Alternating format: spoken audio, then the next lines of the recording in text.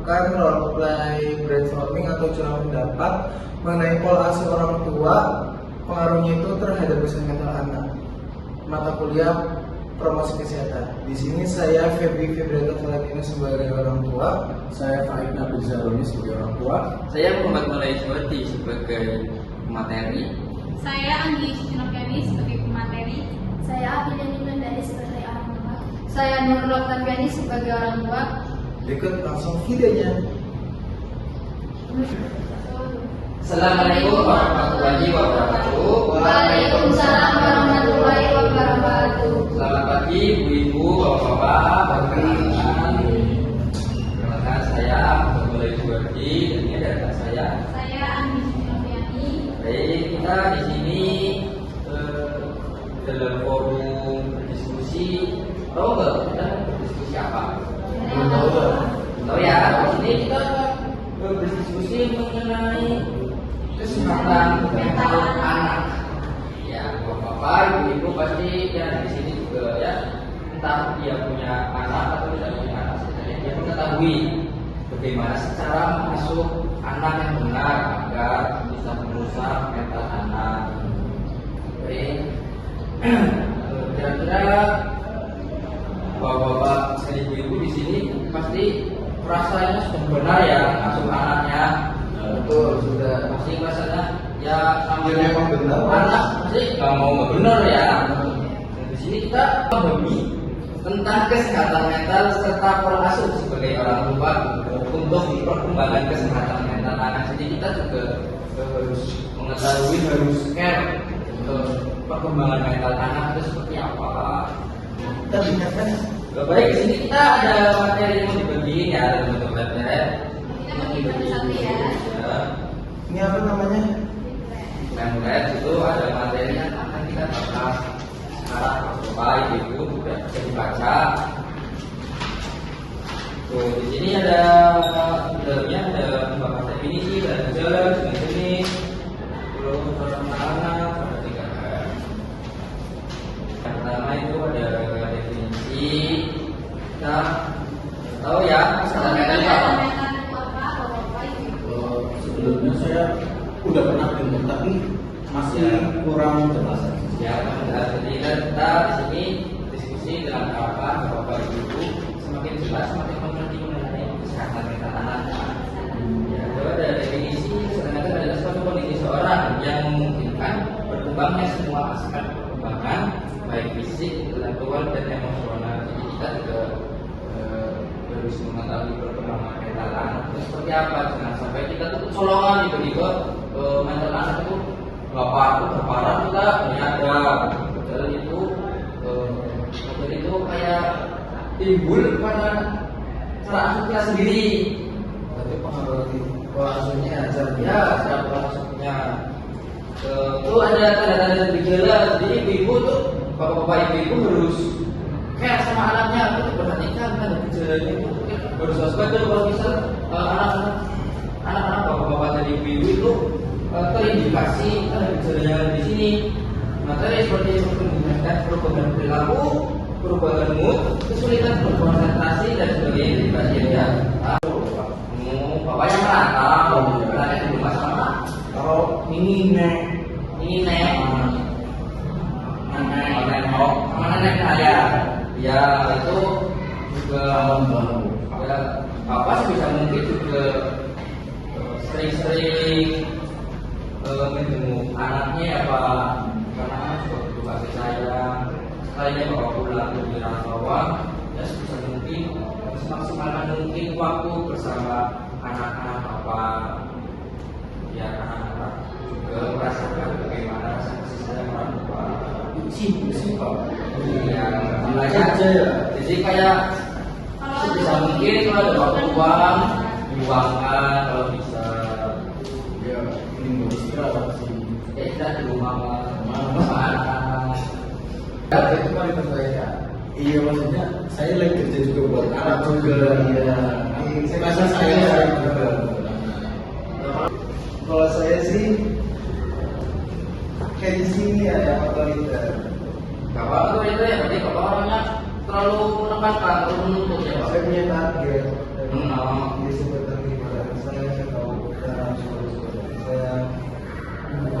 saya nggak saya kalau saya kan ya udah Namanya masuk masuk, saya Pak. ya tapi kan saya nggak tahu gimana anak saya Pak. Ini jadi anaknya kekurung juga loh. Pak kan dikurung juga di rumah nggak dikurung juga jangan keluar sama kayak gitu jadi menurut saya juga yang terbaik lah. Namanya orang tua pasti maunya yang terbaik ya buat anak-anak kita. Ya, sebisa mungkin kita jangan terlalu menekankan kepada anak-anak juga punya emosional. Berikutnya Selanjutnya dari anak-anak. terus dibalik sebaliknya ya dari cara penanganan. Yang pertama itu adalah pelayanan konseling untuk anak-anak yang menunjukkan tanda-tanda gangguan mental. Tadi kan disebut ada tanda-tanda gejala, gitu ya. Terus yang kedua ada terapi keluarga untuk memperbaiki pola komunikasi di rumah. Untuk saya terapi komunikasi jika ya kita memperbaiki ya, kita punya ibarat kata waktu untuk bersama keluarga lah, bersama anak. Selanjutnya ada dukungan psikologis untuk orang tua yang mengalami stres atau depresi. Enggak sih.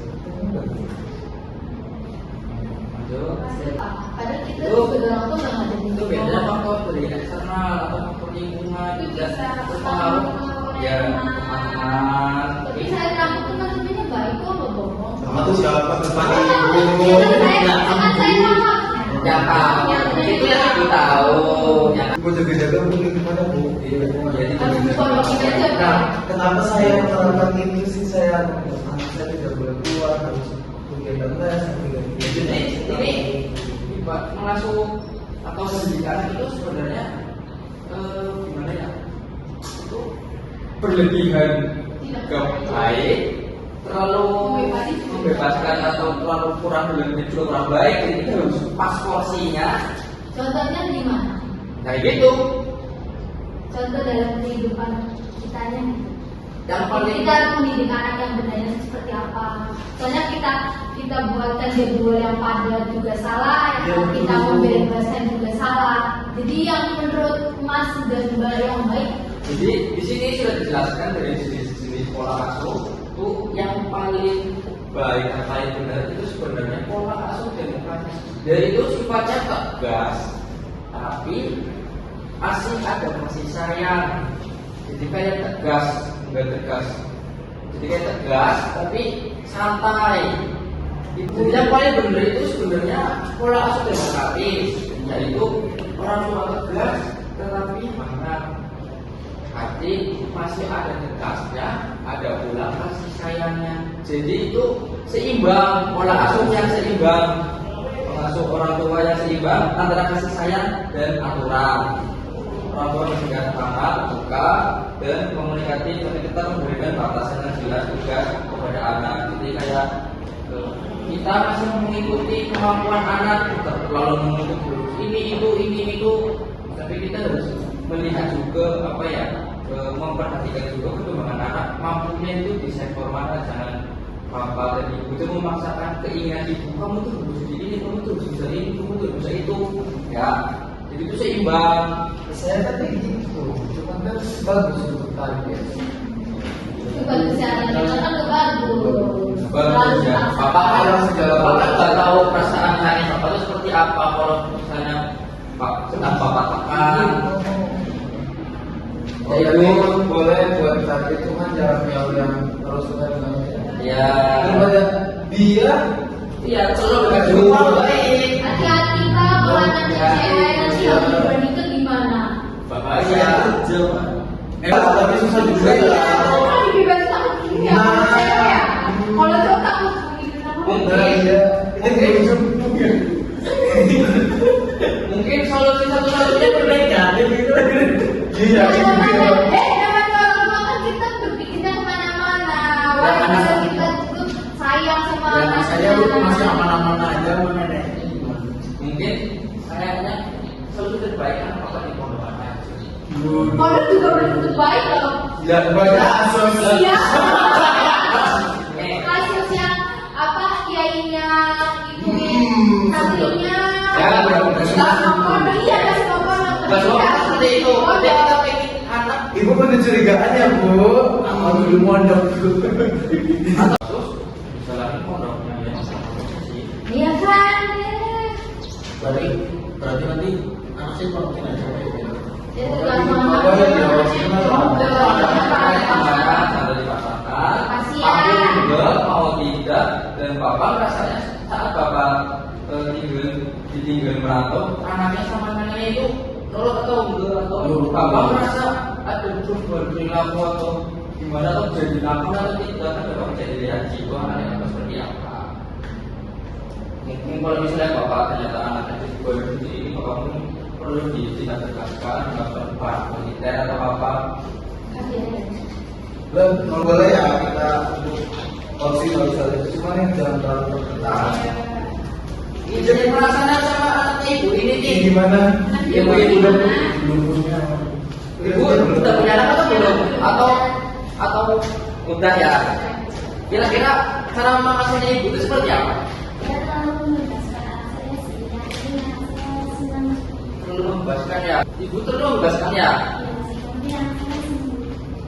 Tapi ibu bisa dilihat walaupun anak senang kelihatannya anak ibu itu baik hubungannya.